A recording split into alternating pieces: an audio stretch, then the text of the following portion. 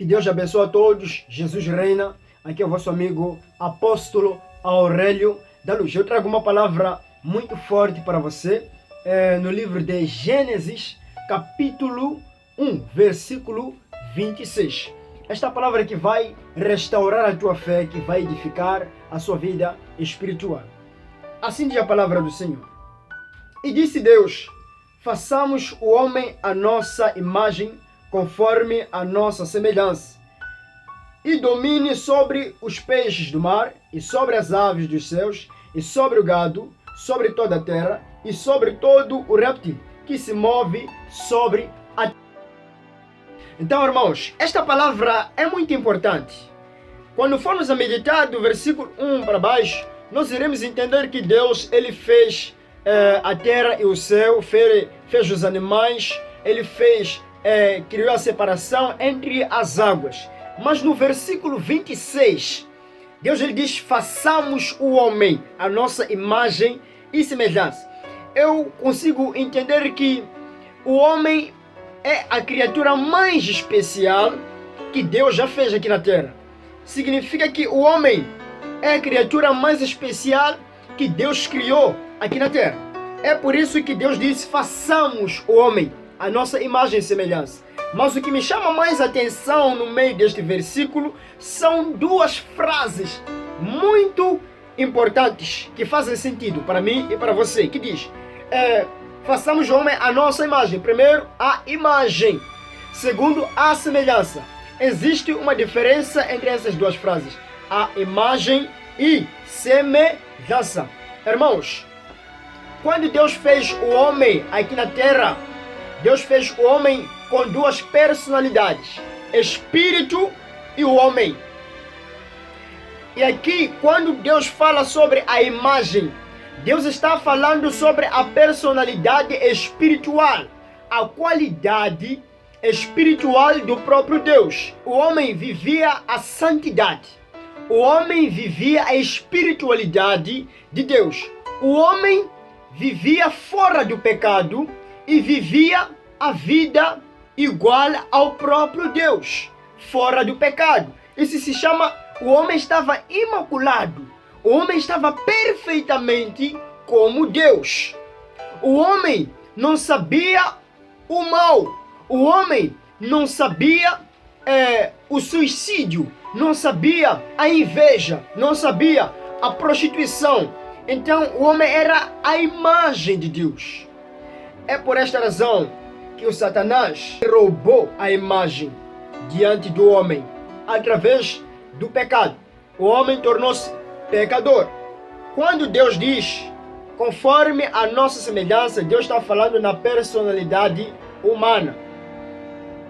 Conforme a nossa semelhança significa: olha, vamos fazer um homem que fale como nós, que ande como nós, que pense como nós, que viva como nós, que tem duas pernas, duas mãos, 5 dedos, uma boca.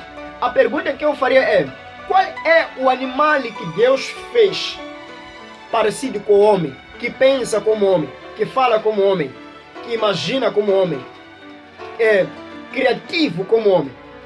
Uma vez eu perguntei à igreja: qual é o animal que parece o homem, com o homem, que pode fazer, que possa ter personalidades humanas como o homem que Deus criou? Algumas pessoas disseram macaco. E eu perguntei: macaco tem cauda ou não tem cauda? Eles responderam: tem cauda.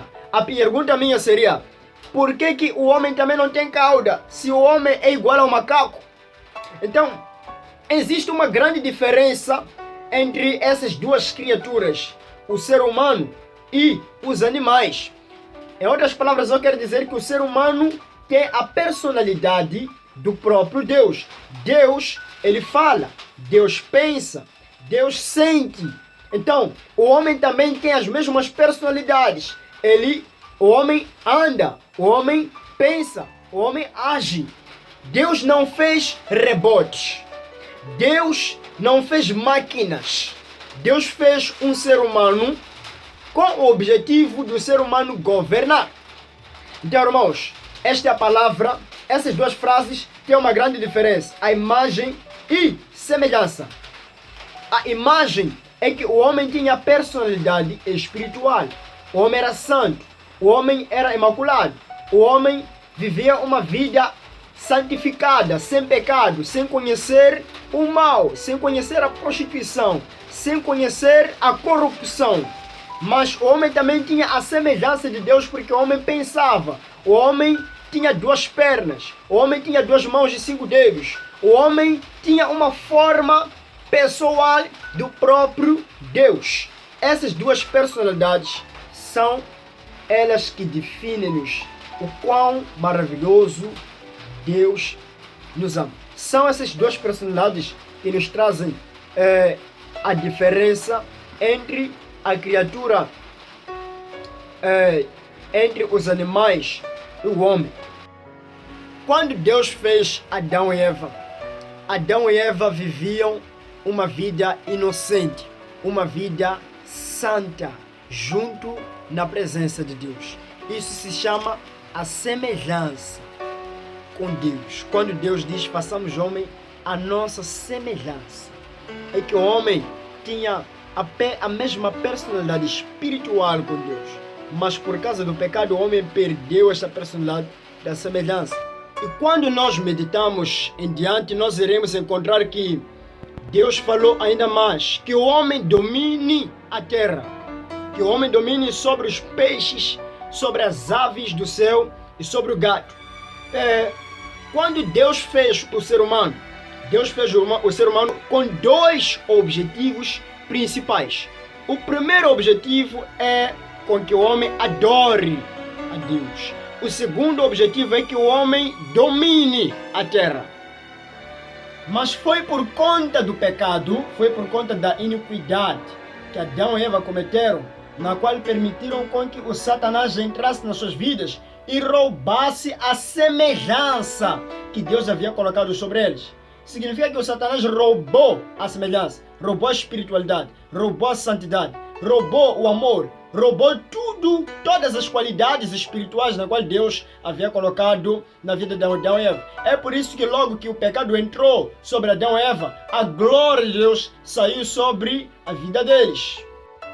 No capítulo 3 de Gênesis, o homem, o Adão e Eva nesse caso, eles venderam o domínio, venderam a herança que eles haviam sido dados pelo próprio Deus ao Satanás.